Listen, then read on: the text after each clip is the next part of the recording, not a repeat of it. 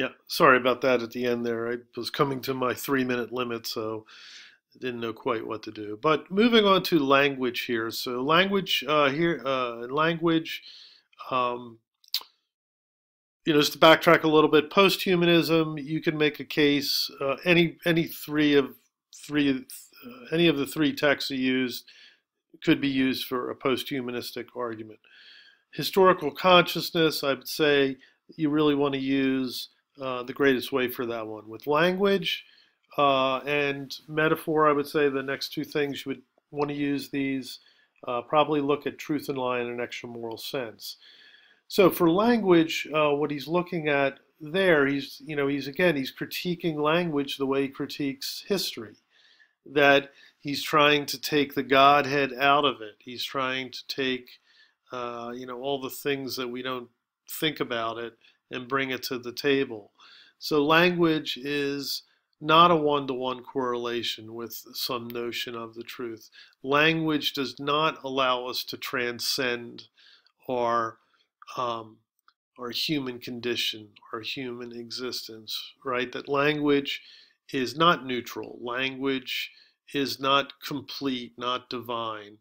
Uh, so language is problematic in that sense. Language is involved in power relations.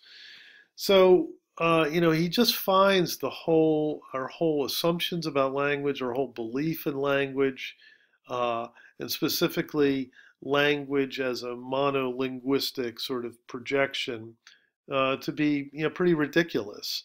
Uh, he thinks that language as we do it is a type of imprisoning system, much the way history is.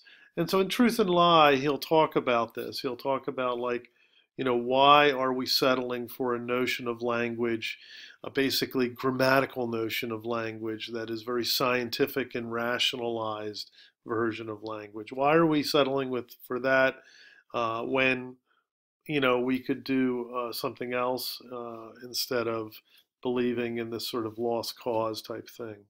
Metaphor, a key, this is in Truth and Lie as well, a key to his idea of anti-system. So he's a very anti-system type guy. He's he's very critical of rational sort of structured systems.